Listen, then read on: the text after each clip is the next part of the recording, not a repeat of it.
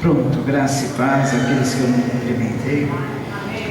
Nós vamos hoje, dentro ainda do estudo sobre o Apocalipse, nós vamos abrir nossa Bíblia. Evangelho segundo escreveu Mateus. Evangelho segundo escreveu o evangelista Mateus, capítulo 24.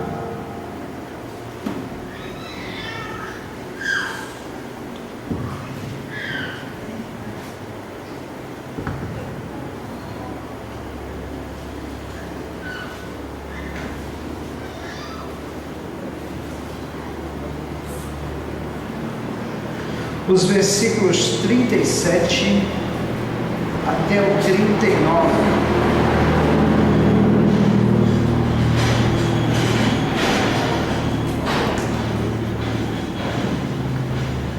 Creio que vai estar projetado aí o texto.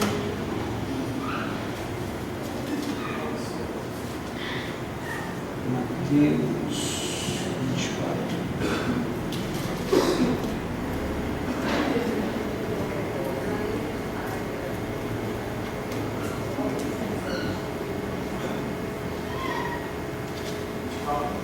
Mateus 24,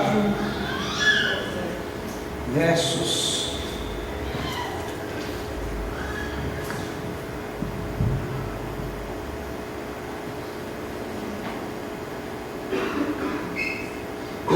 37.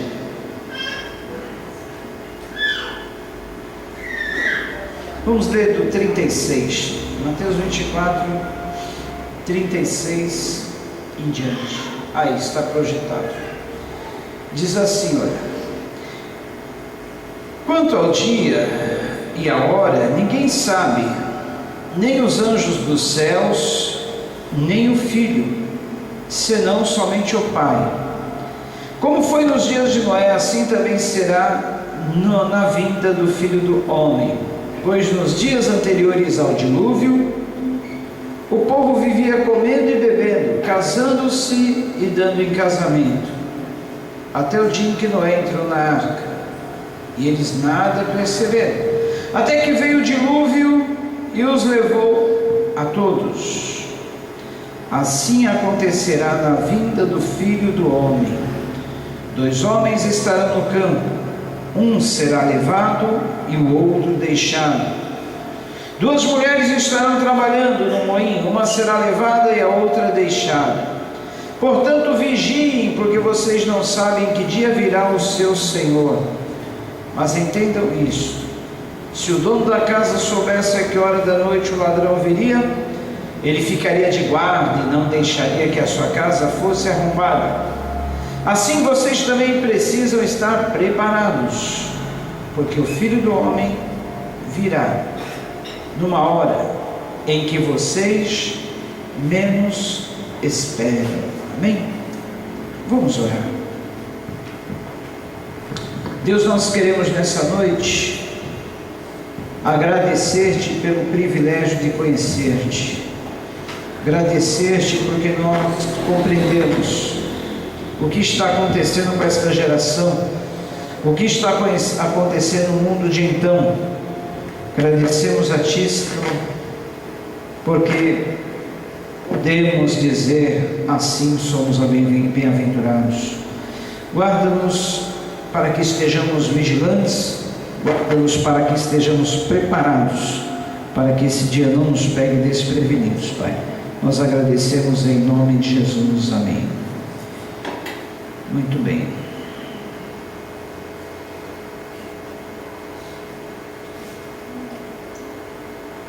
Quanto ao dia e à hora, ninguém sabe, nem os anjos dos céus, nem o Filho, senão o Pai. Como foi nos dias de Noé, assim também será na vinda do Filho do Homem. Amém, queridos? Semana passada, vocês estão lembrados, nós falamos sobre o episódio das luas sangrentas que estão para acontecer 2 vezes este ano, 2 vezes no ano que vem. E o mais curioso é que essas 2 vezes que acontecerá esse evento da lua cor de sangue, Esse ano acontecerá nas datas de duas festas judaicas, Páscoa e Festa dos Tabernáculos, mais precisamente abril e outubro. E o ano que vem, novamente, nas duas datas que coincidem com as festas judaicas, Páscoa e Tabernáculos. Relembrando que estas luas aconteceram na história algumas vezes, e todas as vezes em alguma época ou em alguma data importante para a nação judaica.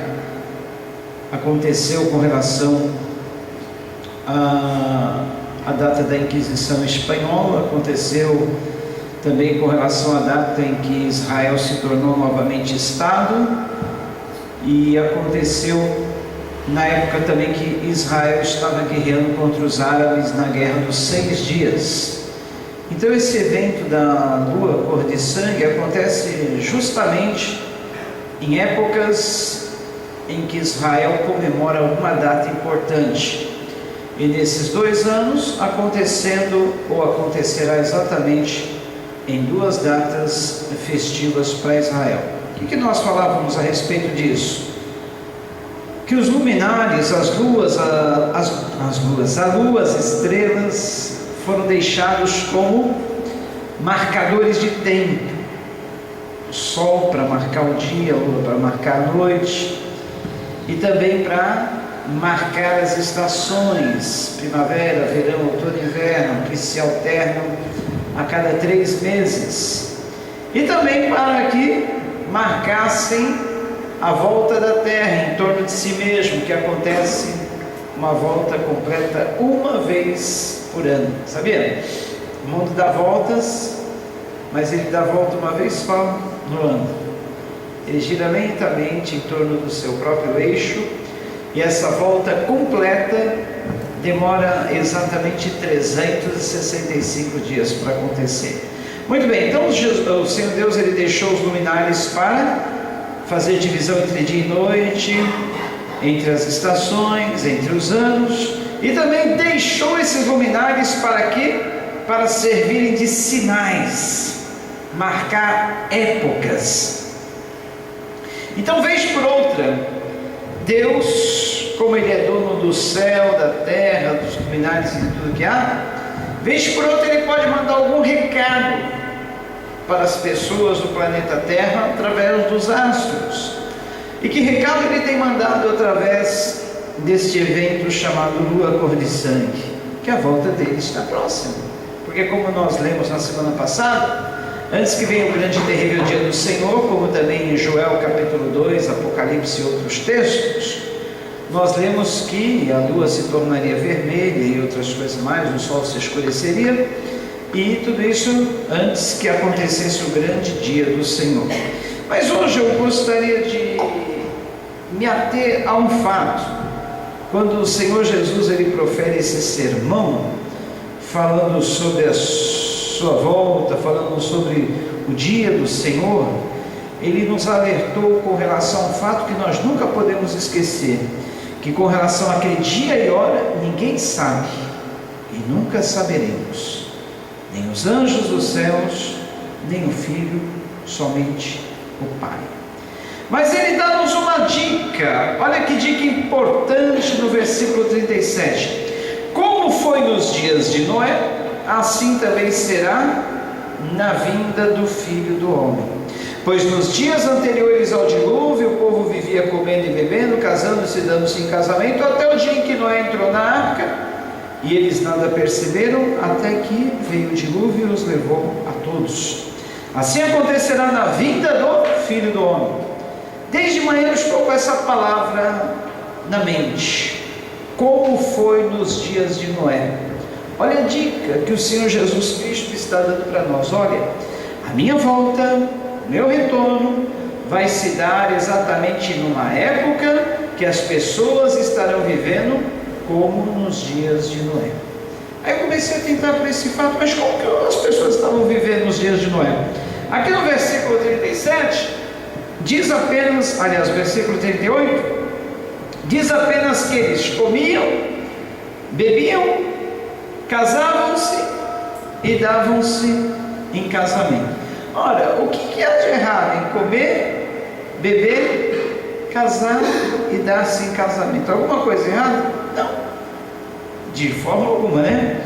Desde que eles estivessem comendo da forma certa, bebendo da forma certa, casando, se dando em casamento, normal. Mas o que o Senhor Jesus quer dizer com isso é que as coisas que aconteceram nos dias de Noé estavam acontecendo no meio do curso natural da vida. Qual o curso natural da vida? As pessoas comem, bebem, casam-se, dão-se em casamento, acontece a procriação. Então, desde o começo sempre foi assim.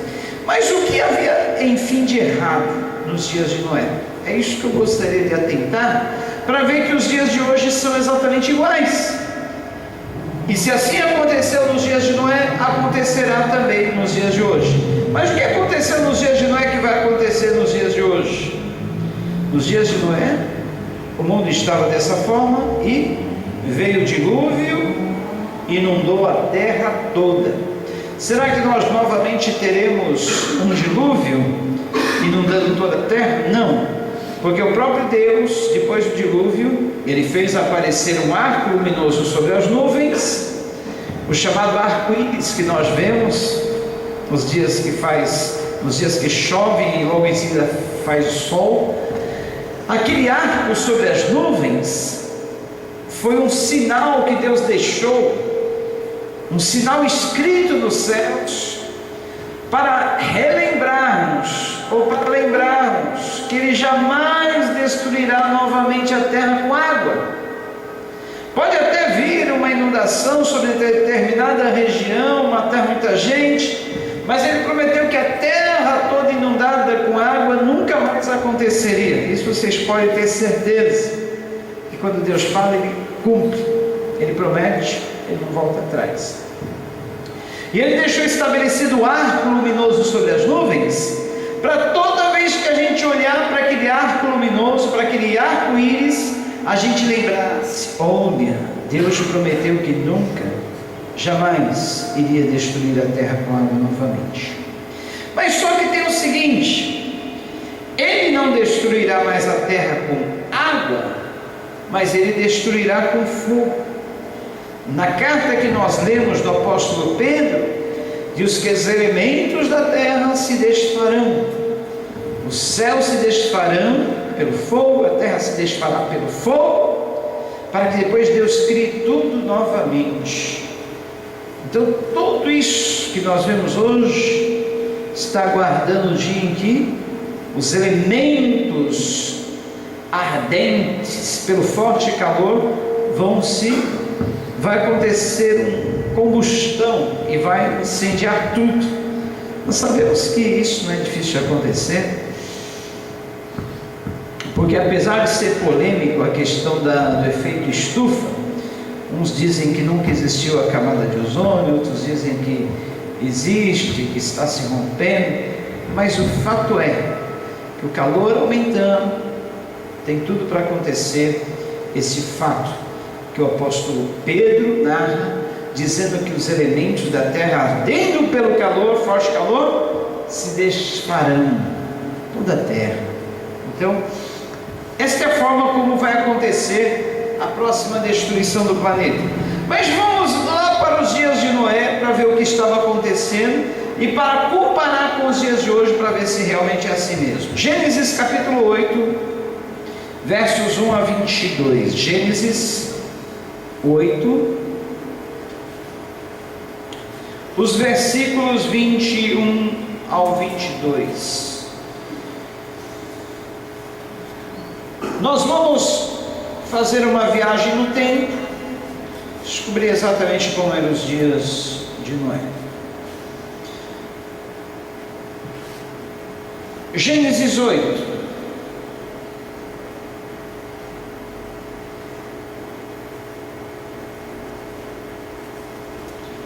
Aliás, vamos retroceder um pouquinho mais ainda. eu gostaria de ler no capítulo 6, antes de ler Gênesis 8, vamos lá para o capítulo 6, os dias anteriores ao dilúvio. Interessante, olha, no capítulo 5 nós temos uma lista dos descendentes de Adão e das pessoas que ele gerou. Olha, vejam no capítulo 5, versículo 3, aos 130 anos, eu estou falando no capítulo 5 de Gênesis, versículo 3, aos 130 anos Adão gerou um filho à sua semelhança, conforme a sua imagem, lhe deu o nome de Sete. Depois que gerou Sete, Adão viveu 800 anos e gerou outros filhos e filhas. Viveu ao todo 930 anos e morreu.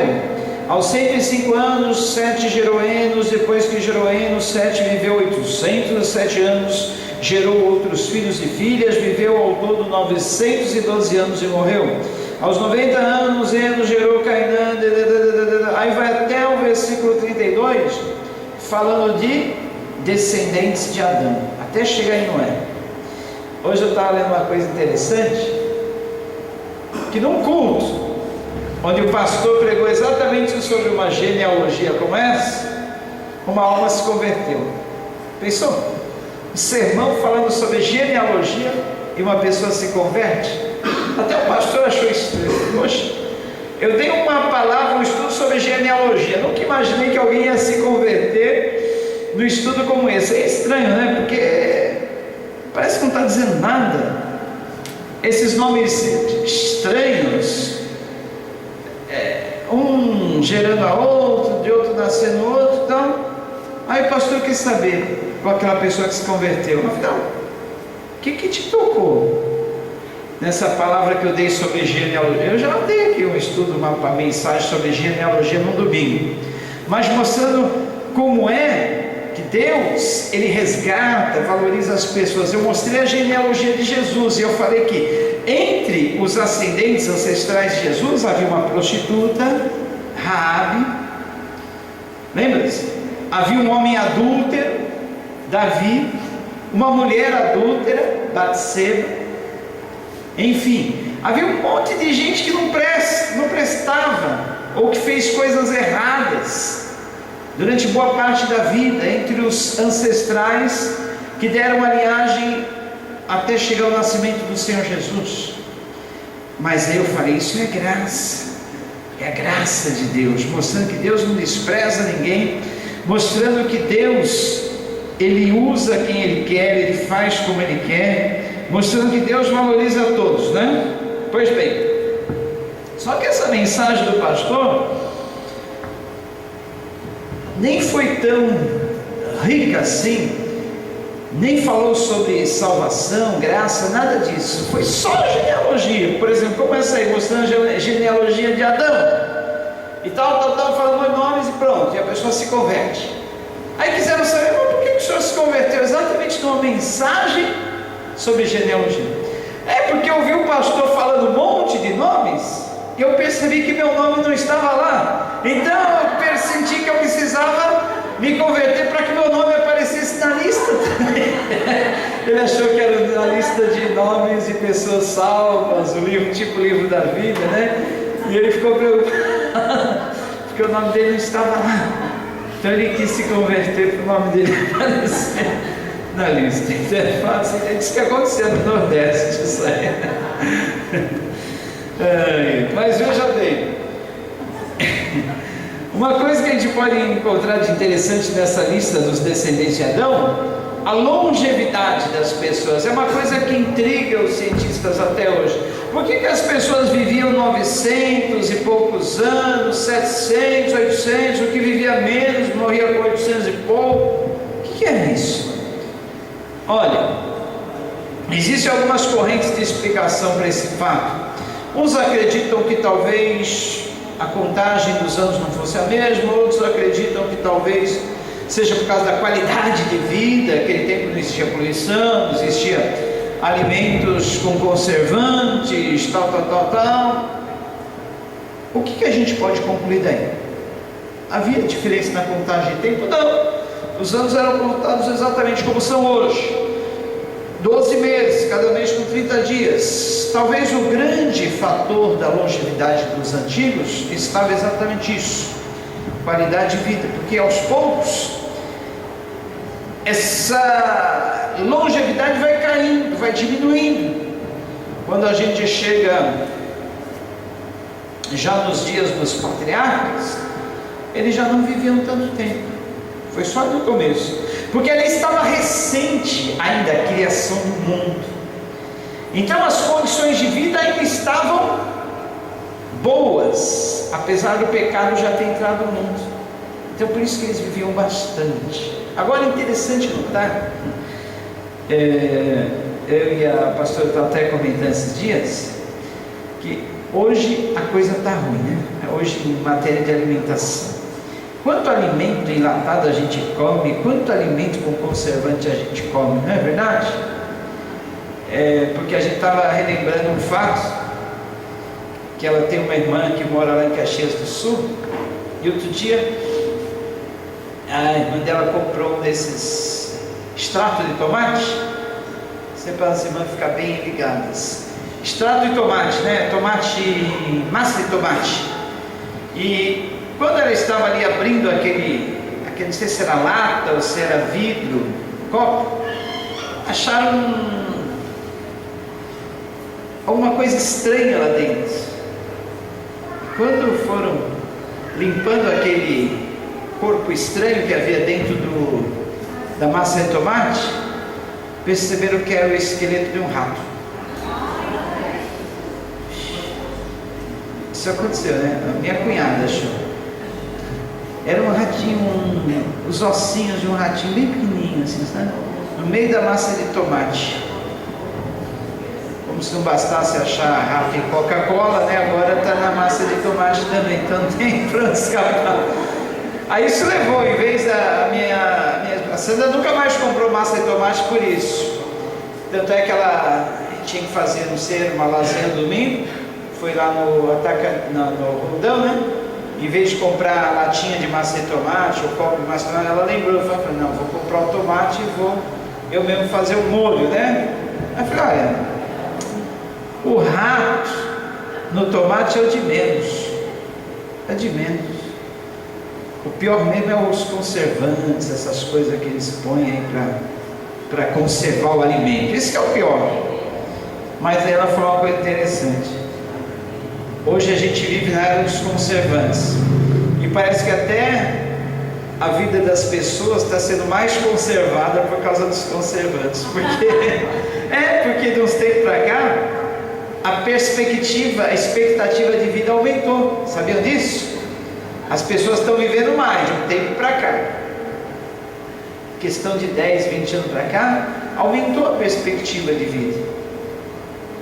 Olha, estou cansado de ver aí pessoas com 100 anos, 90 e poucos anos, coisas que há um tempo atrás a gente não estava mais vendo isso, né? Era 70, 80 anos no máximo, agora já estamos vendo pessoas com um monte de pessoas com 90 e poucos anos, 100. Então, está aumentando a expectativa de vida, mesmo em meio a toda essa era de conservantes e produtos químicos que a gente come na comida.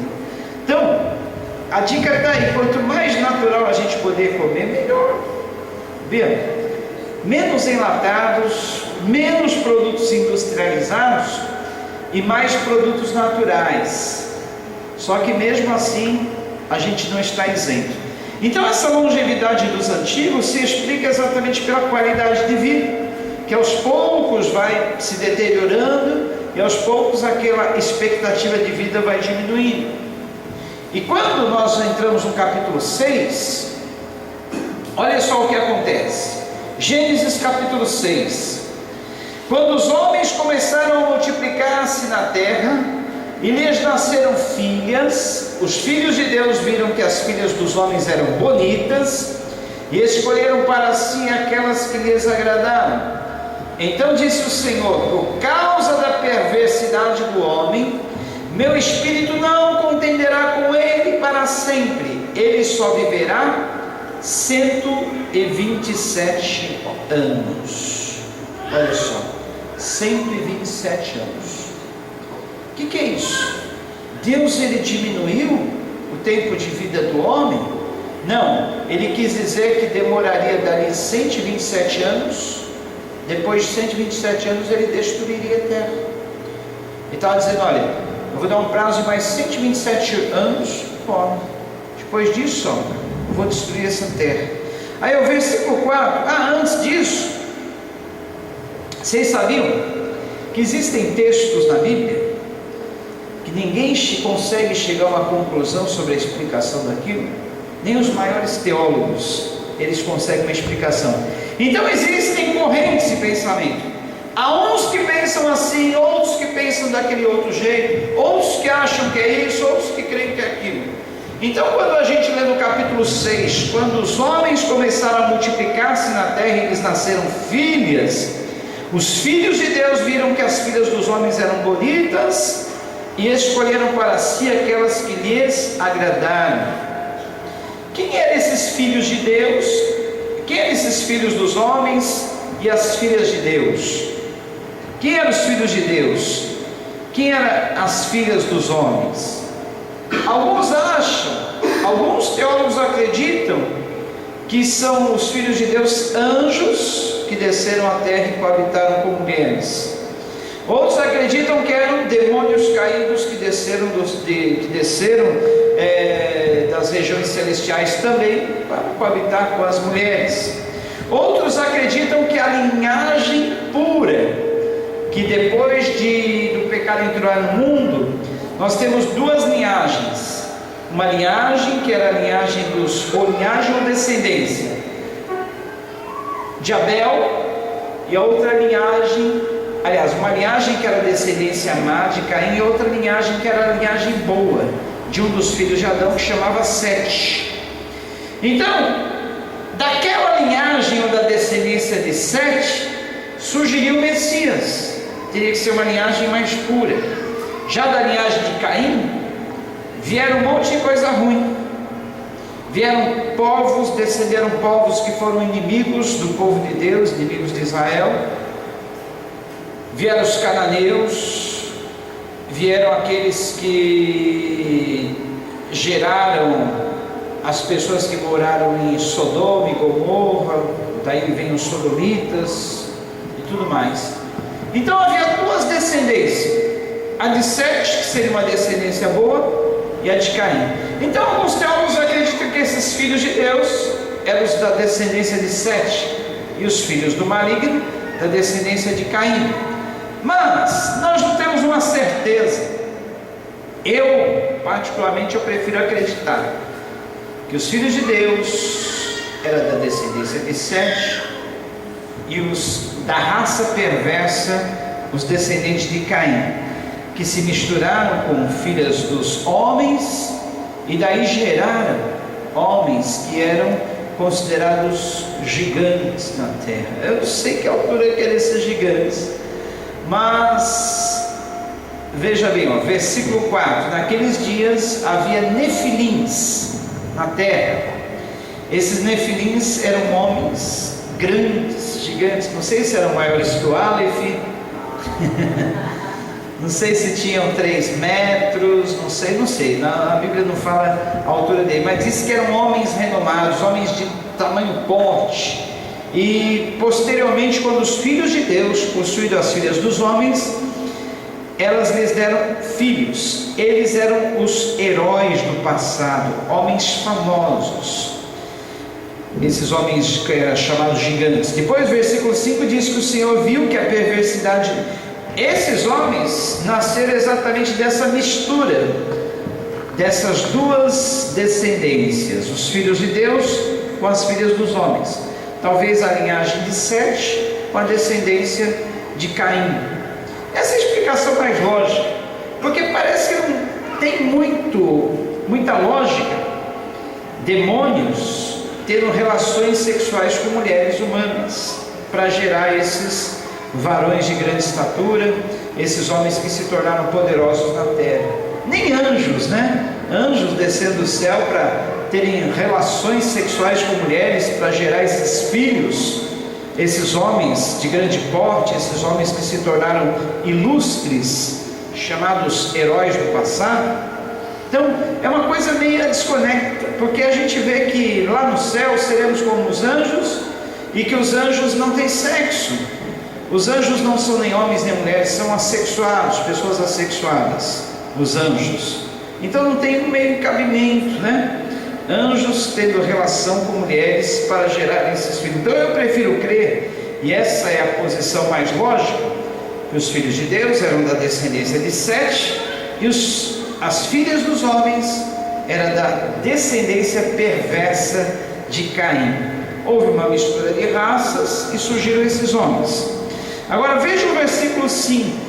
O Senhor viu que a perversidade do homem tinha aumentado na terra, e que toda a inclinação dos pensamentos do seu coração era sempre e somente para o mal. Gente, olha só, a maldade do coração humano chegou a tanto que o Senhor arrependeu-se de ter feito homens sobre a terra. Isso cortou-lhe o coração. Gente, é os dias de hoje. Hoje eu estava vendo notícias na internet. Uma cabeça foi encontrada no saco de lixo, numa avenida movimentada de São Paulo. Sabe o que é isso, gente? Olha que ponto chega a perversidade humana. Passou na TV? Várias partes do corpo. Olha que ponto que nós chegamos, né? Há um tempo atrás, uns meses atrás, vocês viram o carro que arrancou o braço do motociclista, né? E a pessoa, o motorista do carro, simplesmente pega aquele braço cortado do motociclista e atira sobre o rio. Daria para recolocar aquele braço se não tivesse sido jogado no rio, passado tanto tempo para achar? E o homem simplesmente faz isso, joga no rio como se fosse uma coisa qualquer. Olha a perversidade do coração do homem, gente. Sobre isso a gente nem precisa falar, porque o jornal fala todo dia a maldade do coração humano. Então olha, se naqueles dias de Noé, que talvez, olha, vamos dizer, a geração dos dias de Noé comparada com a geração dos dias de hoje, era uma geração santa. E no entanto, a Bíblia aqui está dizendo que naqueles dias, olha, isso aqui não está falando dos dias de hoje, está falando naqueles dias, o Senhor viu que a perversidade do homem tinha aumentado na terra, e que toda a inclinação dos pensamentos do seu coração era sempre somente para o mal. Então o Senhor se arrependeu de ter feito o homem sobre a terra, e isso cortou-lhe o coração. Olha, coração de Deus cortado, por ver um homem com tanta perversidade, um homem com tanta maldade, falou: me arrependo de ter feito o homem. Que coisa! A Bíblia diz que Deus não se arrepende, não é o homem para que se arrepende, mas Deus ficou tão desgostoso, Deus ficou tão chateado, porque o homem que Ele criou, tão bom, o homem que Ele criou com tanta perfeição, se corrompeu, se voltou para o mal, só estava praticando perversidade, maldade. Deus falou: olha, o que eu fui fazer? Por que eu fui criar o homem? Se arrependeu. Se arrependeu. Deus que não se arrepende, se arrependeu de ter criado o homem. Aí o que ele fala no versículo 7?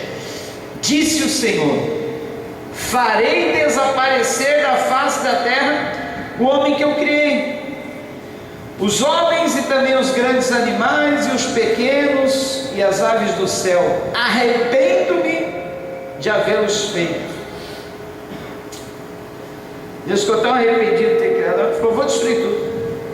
Aí nisso, vou destruir também os animais, as aves, tudo.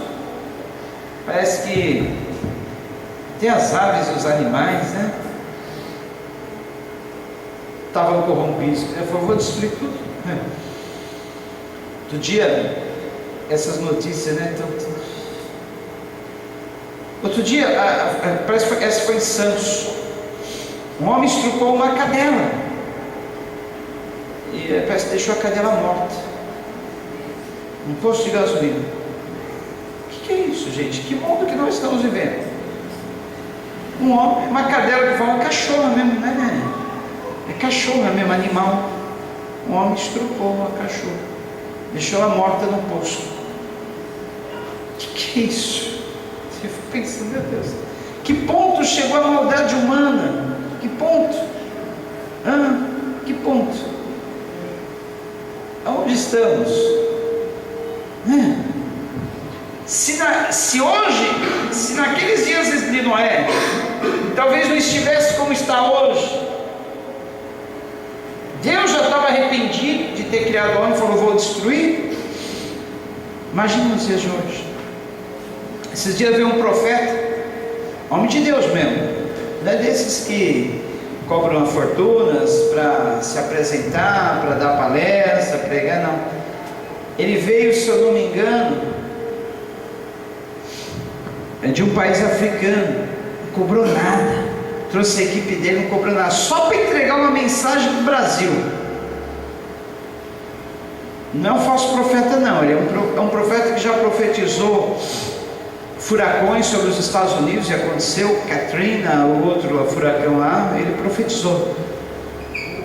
Já profetizou tempestades em lugares e tudo mais, e aconteceu.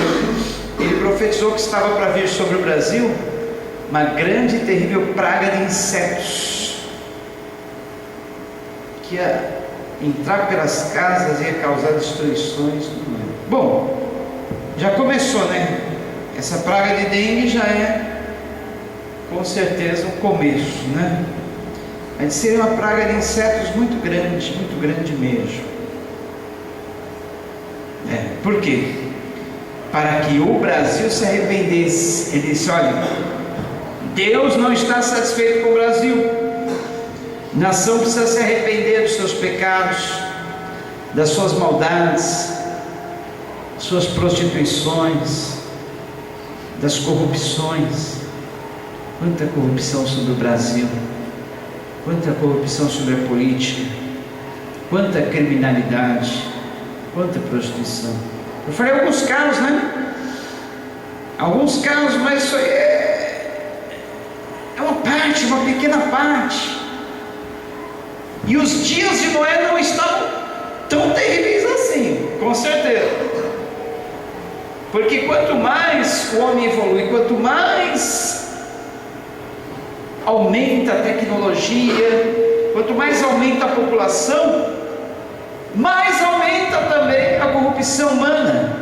Então vamos dizer que naqueles primeiros dias de Noé, a corrupção, a maldade não chegava tanto, e Deus já estava arrependido de ter criado o homem, e isso cortou o coração de Deus.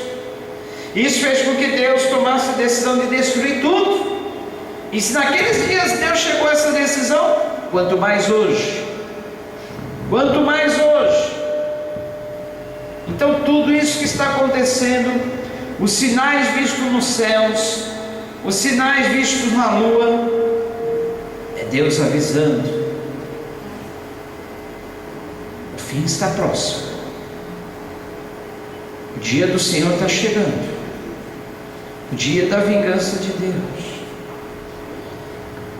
o dia da destruição que virá sobre a humanidade.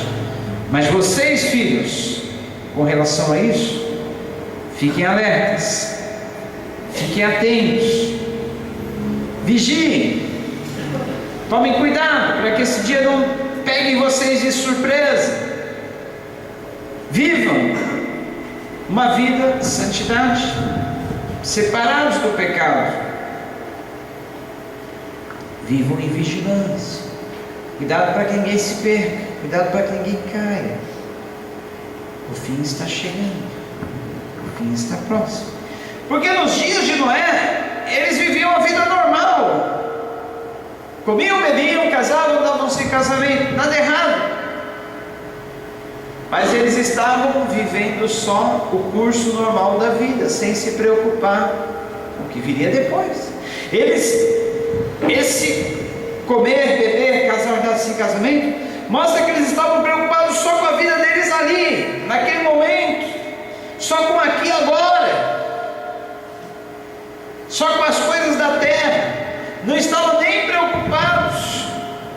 existia uma eternidade, como nós mostramos no vídeo sobre as experiências de quase morte. A vida não se baseia somente nessa vida, nesse curto espaço de tempo aqui.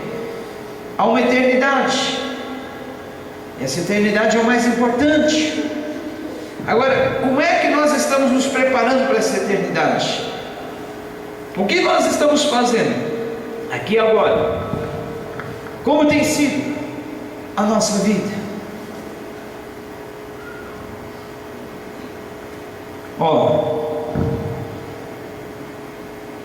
No meio de tudo aquilo, versículo 8 diz assim: a Noé, porém, o Senhor mostrou benevolência. O que é isso? Mostrou bondade a Noé. Quem era Noé? Era um homem que Noé não era como os homens demais daquela geração. Noé não era como os homens daquela geração. Homens que eram perversos e maus continuamente. Só havia perversidade no coração deles. Mas no meio de, olha, como a geração daqueles dias estava corrompida. Deus só achou um em que ele encontrasse benevolência, em que ele olhasse com prazer. Falou: vou salvar esse aí, ele e a família. Só que Deus é tão bom, Deus é tão misericordioso, que ainda deu uma chance para as pessoas daquele tempo. Falou: olha, Noé, tu vai construir um barco grande. Nesse barco tu vai abrigar um casal de cada espécie de animais. Outros animais você vai levar para comida. E pode convidar pessoas que queiram entrar nesse grande barco para se salvar. Pode convidar. Talvez Deus já sabia que ninguém ia aceitar, mas ele falou: pode convidar. E Noé, pelo tempo que nós vemos aqui que Deus falou que ia destruir a terra, Deus falou que a geração, aquela terra não passaria mais do que 120 anos, é isso que nós falamos? 120 anos. Eu não sei, gente, não sei se ele começou a construir a arca dali e durou 120 anos. Alguns teólogos que acreditam que demorou 120 anos para ser construída a arca, não sei. Eu só afirmo com certeza aquilo que a Bíblia me dá essa certeza. Mas do momento que Deus tomou a decisão de destruir a terra até o momento da destruição passaram-se 120 anos. Não sei se Noé passou esse tempo todo construindo a arca, mas eu sei que foi um tempo bom, razoável, que deu para Noé convidar todas as pessoas. Falar: olha, gente, estou construindo esse barco, vai vir um dilúvio, vai destruir toda a terra, vocês só vão estar salvos aqui. Quem quer vir? Então, esse velho está maluco, esse velho ficou gagá. Ainda se viu? Construiu um barco num lugar onde não tem rio, num lugar onde não tem mar, e nem chovia do céu, não caía chuva. Quando Deus criou o mundo, disse que um vapor subia da terra e regava toda a terra. Pode ler isso no relato da criação. Não existia chuva caindo do céu. Um vapor subia da terra, do chão, e regava a terra. A chuva do dilúvio foi a primeira que veio sobre a terra. Olha só que interessante. Então, as pessoas ficavam falando: mas esse homem é louco, construiu um barco na terra. Para que esse barco sobre a terra? Não tem rio, não tinha rio por ali. Não tem mar, não tinha mar sobre ali.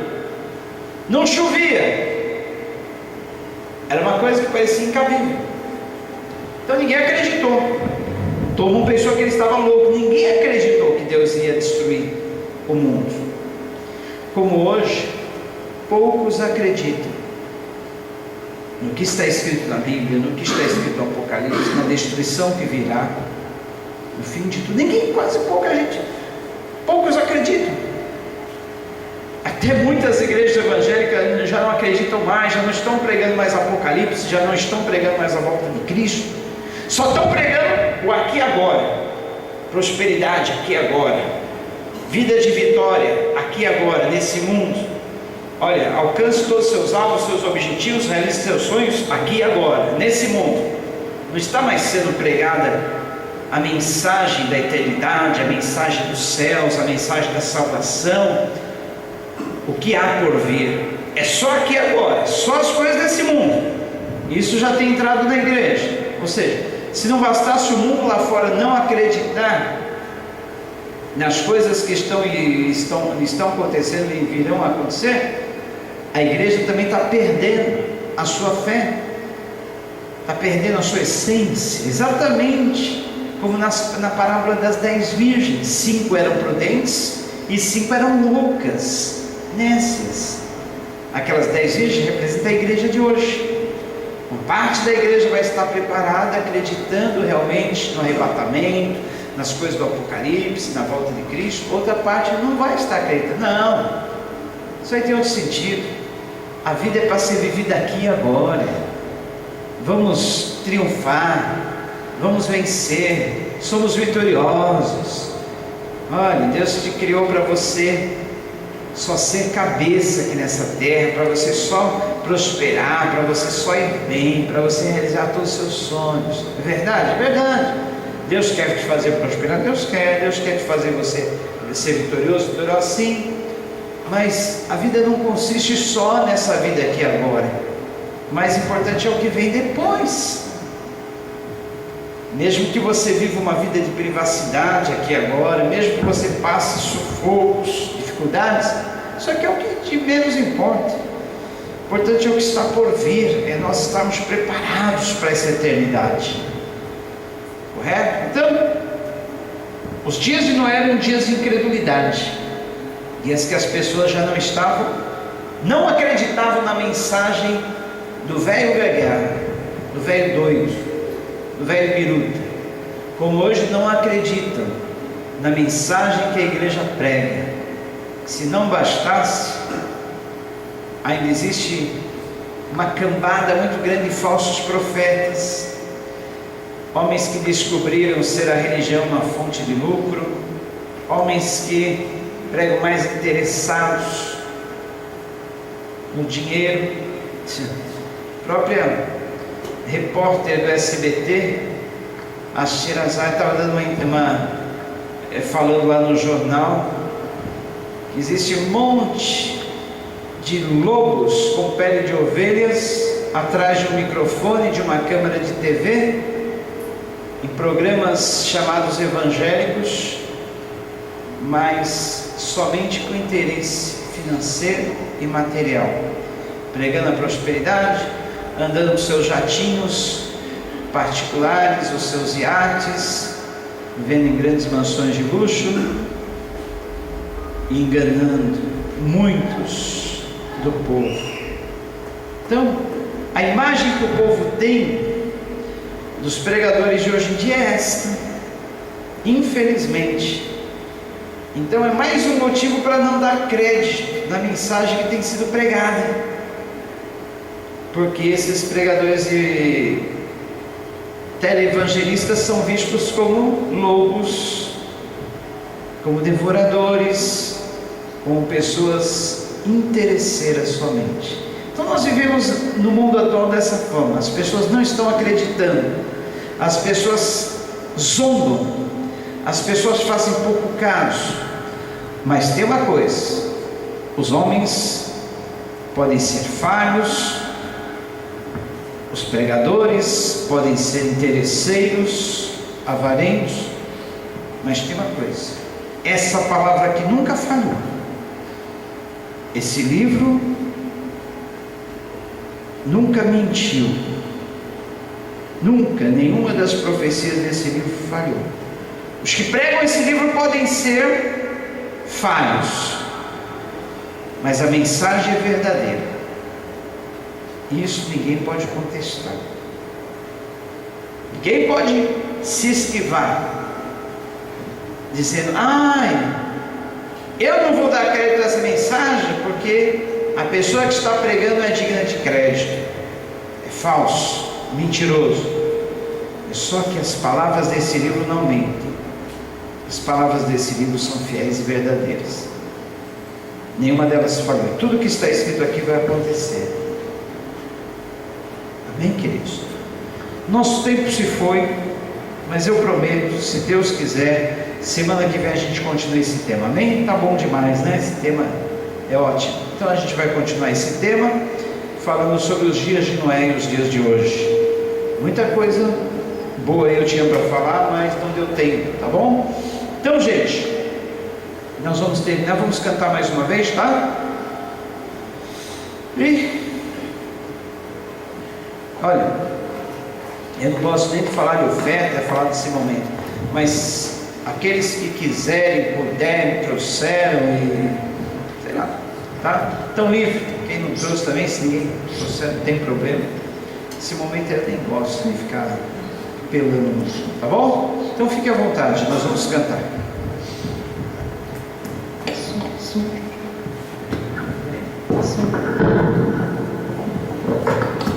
Bom, relembrando, sábado, das 20 às 22 horas. Meu Deus, eu sabia que tinha alguma coisa sábado. Que hora que é o evento lá? Ixi, aula do seminário, fazia tempo que eu tinha marcado, mas eu passo antes. Vou passar antes das 8. Eu oro lá pelas alianças e venho para cá, tá? Porque olha, eu fui avisado só essa semana. Eu já confirmei com todo mundo que sábado tem aula do seminário. Para aqueles que estão fazendo seminário, sábado tem aula. É o último sábado do mês. Não dá mais para me desmarcar, porque eu já tinha marcado desde o começo do ano, dizendo que seria o último sábado de março, tá?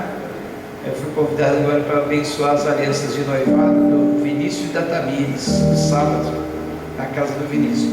Eu lembrei, eu falei, tem alguma coisa sábado, mas minha